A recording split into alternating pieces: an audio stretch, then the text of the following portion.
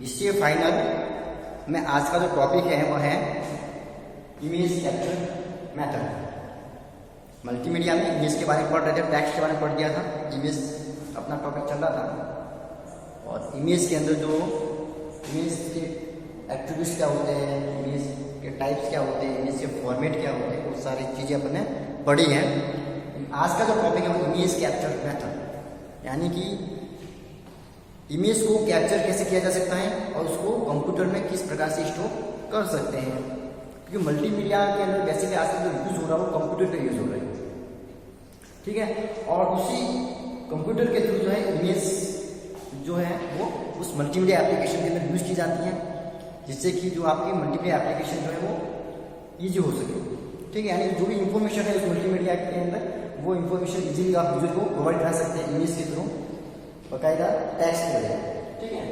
तो इमेज को कैप्चर करने के लिए बेसिकली कुछ हार्डवेयर की भी जरूरत पड़ेगी और उसमें इमेज को एडिटिंग करने के लिए कुछ सॉफ्टवेयर की भी आवश्यकता पड़ती है, ठीक है।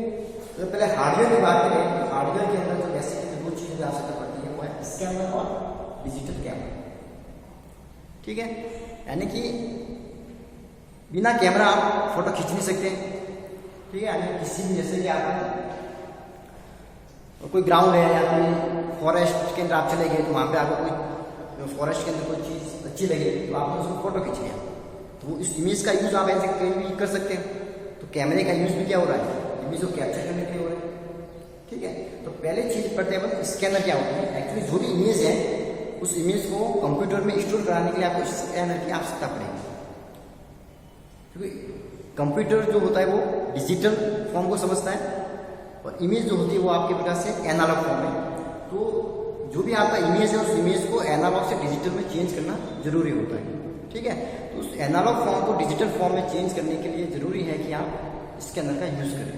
बिना स्कैनर के यूज किए जो है आपका इमेज जो है वो कंप्यूटर में ट्रांसफर नहीं हो सकती। तो जो भी स्कैनर आप ले रहे हो उस स्कैनर के साथ में एक आपकी सॉफ्टवेयर आते हैं, उन सॉफ्टवेयर को पहले स्कैनर के सॉफ्टवेयर को इंस्टॉल कर दीजिए और फिर जो आपका जो स्कैनर है उस स्कैनर को कंप्यूटर से कनेक्ट कर देते हैं, ठीक है। अब जो भी आपकी इमेज है उस इमेज को अगर आपको कंप्यूटर में स्टोर करना है तो पहले क्या करना पड़ेगा कि जो भी आपका स्कैनर है स्कैनर के ऊपर एक कांच लगा होता है, ग्लास होती है, उस कांच के ऊपर जो है उस इमेज को रख देते हैं और स्कैनर का जो भी आपका ढक्कन है उसको बंद कर दीजिए, ठीक है। अब जो है नेक्स्ट प्रोसेस आप शुरू कीजिए। स्कैनर का जो आपको सॉफ्टवेयर है उसके ऊपर आप क्लिक कीजिए, उसमें आपको जैसे कॉपी का एक बटन दिखाई देगा, उस पर क्लिक करेंगे तो जो भी आपकी इमेज है उस इमेज जो होगी वो उसमें शो हो जाएगी और नेक्स्ट जो भी आपको इंस्ट्रक्शन देगा उसके अकॉर्डिंग आगे प्रोसेस होती है और जो भी आपकी इमेज होगी वो आपकी एज ए डिजिटल फॉर्म में स्कैनर में स्टोर हो जाएगी, ठीक है। स्कैनर करता है क्या, एक्चुअली इमेज को कैप्चर करके कंप्यूटर में ट्रांसफर करता है एज ए डिजिटल फॉर्म में।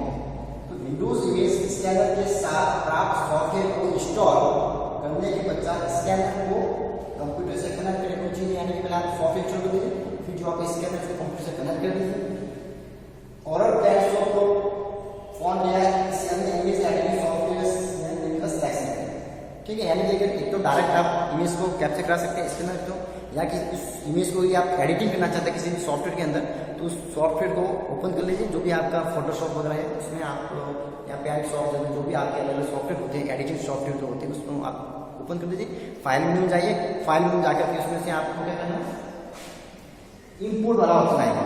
अगर किसी भी इमेज को एडिटिंग करनी है तो जो आपको फोटोशॉप या जो भी आपने एडिटिंग सॉफ्टवेयर ओपन करना है फाइल मेनू में जाना है, फाइल मेनू में जाने के बाद उसमें इंपोर्ट का ऑप्शन आएगा और जैसे इंपोर्ट पे आप क्लिक करेंगे तो वहाँ पे आपको क्या दिखेगा, स्कैनर और कैमरा का कोई ऑप्शन दिखेगा।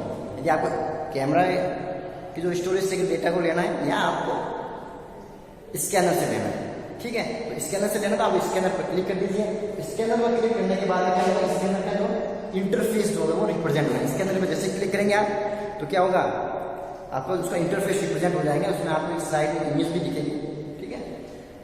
बाद में क्या करना है आपको, वही तरीका इमेज को ग्लास पर रख दीजिए और उस पर कॉपी का बटन आएगा, कॉपी बटन पर क्लिक कर दीजिए तो जैसे आपकी इमेज जो है स्कैन होकर के आपके कंप्यूटर में आ जाएगी। इस तरह से जो इमेज को स्कैनिंग करके कैप्चर करके कंप्यूटर में स्टोर करा सकते हैं या किसी भी एडिटिंग सॉफ्टवेयर में उसका यूज कर सकते हैं। नेक्स्ट आता है डिजिटल कैमरा।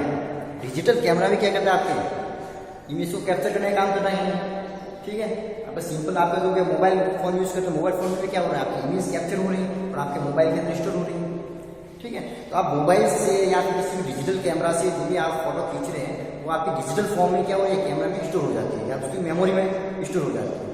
फिर बाद में उस मोबाइल या जो डिजिटल कैमरा है उसको केबल के द्वारा जो है कंप्यूटर में उसको डेटा को ट्रांसफर कर सकते हैं, यानी कि जो भी आपकी मोबाइल है या डिजिटल कैमरा है उसको केबल से कनेक्ट कर लो या फिर आप पेन ड्राइव से जो भी आपका जो मेमोरी में जो आपका जो इमेज सेव है उसको पेन ड्राइव में ले लो या केबल के थ्रू जो कंप्यूटर में अपन स्टोर करा सकते हैं, तो कंप्यूटर ट्रांसफर हो सकता है, ठीक है। डिजिटल कैमरा से क्लिक की गई पिक्चर डायरेक्ट डिजिटल रूप में स्टोर हो जाती है। इसमें ली गई पिक्चर कैमरा अथवा इंटरनल मेमोरी में स्टोर हो जाती है और केबल द्वारा कंप्यूटर में ट्रांसफर किया जाता है, ठीक है। तो यहाँ पे जो चीज पड़ी रही जो जैसे अपन इंपोर्ट पे अपन क्लिक करते हैं तो आप स्कैनर का ऑप्शन भी आता है और कैमरा का ऑप्शन भी आता है। तो ये आपका स्कैनर के द्वारा इमेज को कैप्चर करना तो स्कैनर को आप सेलेक्ट करना, या डिजिटल कैमरा को अगर आपने केबल से कनेक्ट करके है कंप्यूटर से तो आप कैमरे को सिलेक्ट करेंगे तो कैमरे के द्वारा इमेज जो होगी वो आपके कंप्यूटर में स्टोर हो जाएगी या फिर जो भी आप सॉफ्टवेयर यूज करेंगे सॉफ्टवेयर के अंदर वो शो हो जाएगी।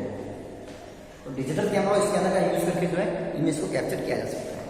इमेज कैप्चर करने के बाद उसमें जो है एडिटिंग करने के लिए फोटोशॉप या पेंटशॉप का यूज किया जाता है।